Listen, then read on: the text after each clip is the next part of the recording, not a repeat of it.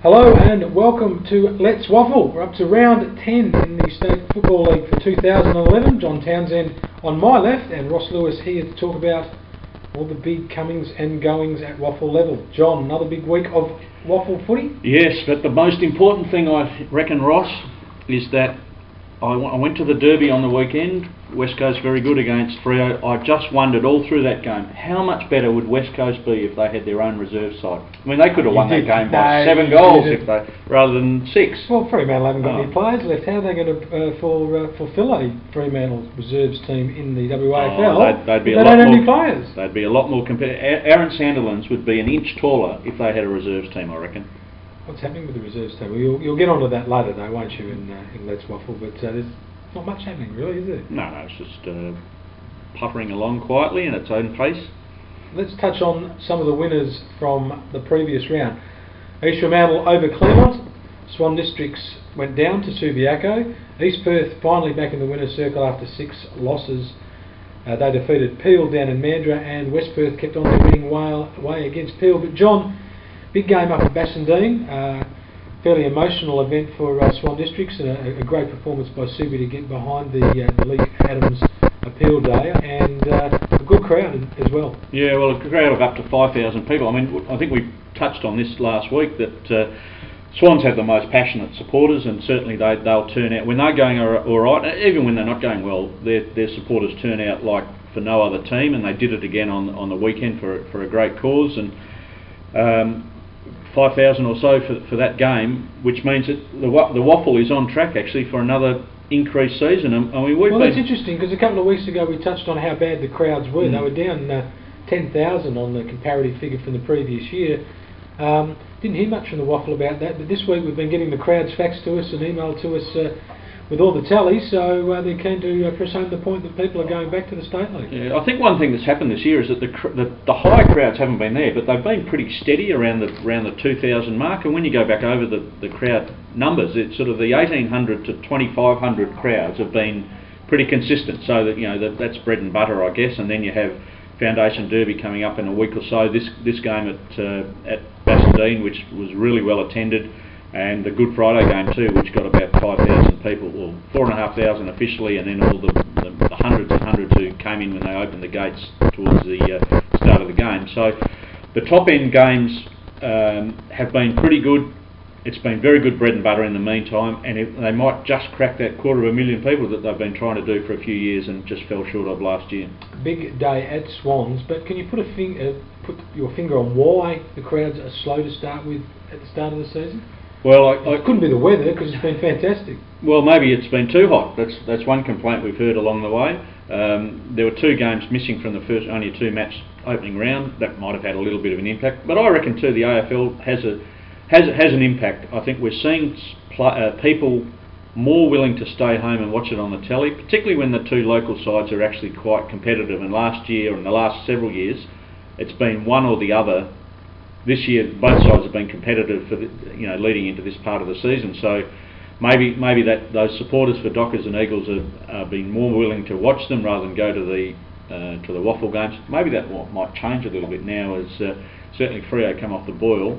It remains to be seen. I reckon the Waffle has been really competitive this year. There's been 4 wins by 10 goals, and there's only been about 5 wins in single figures. So not much at the high level or the low level, so they haven't really been the nail biters. But still got an unbeaten side and one that hasn't won a game too. But we're starting to see bottom sides starting to win. Subi winning, showing some good signs. East Fremantle winning from outside the 4 and moving in. East Perth getting on the board. The 3, 4, 5 goal wins, and often they're only determined in the last half of the last quarter, shows that sides are very competitive all the way through. Even Peel, who haven't won a game, were competitive in the first quarter on Saturday. They've been competitive in the first half of the last month. They get found out as the game goes on, but certainly the difference between top and bottom is closer than it has been in a few seasons, I reckon. And why is that? Is the point system working? Well, the salary cap's a joke. We're not really concerned about that. I think the points certainly are, even though there are some interesting questions being asked about point allocations and I mean, there's a rumour going around that another team has broken the points cap or will break the points cap shortly, and talking about players being re-rated and yeah, well, that's happened. mid-season, and I think most clubs have had players re-rated during the season. I mean, I think Seamus Young at Perth went from a 7 to a 10 only a few weeks ago. So he's not a 10. I mean, that's a... But he played no disrespect for Bendigo. Seamus, but it goes on history rather than quality. So I maybe know that's the rules one say, thing. but the rules are wrong. And it's pretty hard to determine. I mean, John Williams, who's playing at Swans, who came from Essendon's, never played a AFL League game. Is he as good as Seamus Young? Well, you reckon that he's come out of a higher organisation, so he gets a higher points rating. Seamus Young played a game or two for Bendigo in the VFL, so he gets rated highly. It's interesting that Tim Gapin played 17 VFL matches and he's a 2.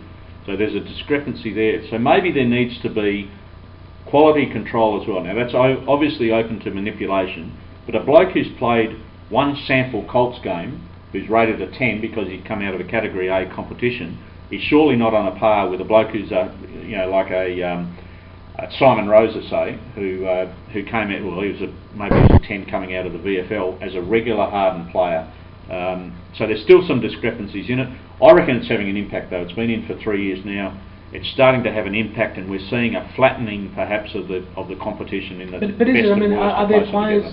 Are there more transferences of players because of the point system? Are clubs really being squeezed out when it comes to the players, trying getting them into the cap? I think one thing that's clear is that clubs can't go over, if they're close to their cap, they can't go after a player. Now, if you knew that a Tim Gapin was going to be a 2-point player in 2 years, you might go after him pretty hard. But if you think he's going to be a 10-point player, well, you don't really have a go at him in the first place, and he goes to someone else. Has it worked? Well, you can only go on the pudding, I suppose, and the pudding is that the competition's pretty tight. So, the salary cap is irrelevant. You can do away with it. The WAFL told us a couple of years ago, did the story on it, that 5 clubs were breaking the salary cap, and there's been a couple of breaches come to light only because of disgruntled players actually dobbing in their clubs. Well, the breaches have actually been administrative errors rather than actually breaking the cap. The one about the player saying we'll pay you 10 grand in the cap and 25 out of it, well, they just don't come to light. So, and does it matter if the points are in? Probably not. Talking about discrepancies, what's the situation now on Foxtel Cup matches? Are they being included in players' WAFL tallies? Well, I believe they are. They are. Which is why Josh Roberts played his 150th last week. However, it doesn't include goals on the goal-kicking tally for the WAFL. Well, that's not a WAFL competition, is it? So I guess it's like a... Are they having a little bit of a bite both ways? Well, of course, but I mean, a state game is a legitimate appearance, and you don't include a state goal in the goal tally. Well, it's interesting. But you're not playing for your club, though. Interesting one year, I think, with Simon Beasley and Warren Ralph tied the leading goal kickers. There was a full round of fixtures played on the state game weekend. Yeah, and certainly there have been some seasons, I think, where Sandover medal votes haven't been given on the rounds when the state game was away. But obviously, state footy has diminished to the point that it's virtually non-existent, and it's held on a weekend when there's no club matches. So that doesn't apply anymore. Yeah, 82 I think it was. Ralph and Beasley, 82 goals each officially. Now the interesting one is John Dorotich, whose son is showing some talent as a junior footballer.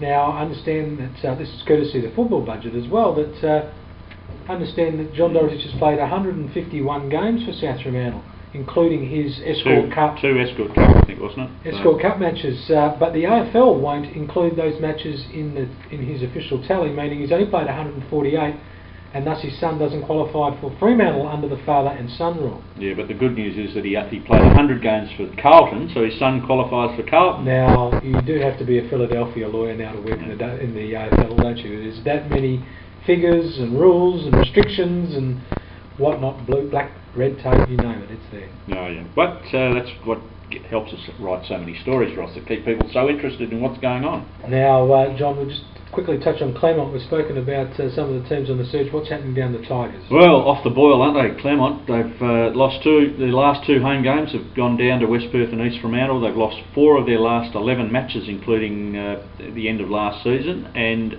that game plan that they've got in place is just not working. And I guess if you have a game plan of all pushing forward or all pushing back to provide a zone or a press or a rollback or whatever you want to call it, and you don't have marking targets in the forward line, you're going to be in trouble. And that's, although they've got Chad Jones back, and he's You've been been down pretty with good. the Wildcats, haven't you? You're starting to sprout some of these American terminology. It's fantastic. Yeah, first bloke. That's another American. What's a hoverback, did you say? No, a rollback. Oh, rollback. Yeah, you know, remember what I think John Howard threatened a rollback, didn't he, on the GST, mate? Perhaps, or was that Kip Beasley? Oh, it was John Houston. Wasn't it? Could have been John Houston. Yeah. We're going into the dim, dark pages of murky Australian political history from the last century, Ross, and that's really our core, isn't it? I think it shows that we need a break, so we're going to take a short cut, and we'll be back shortly with part 2 of Let's Waffle for round 10.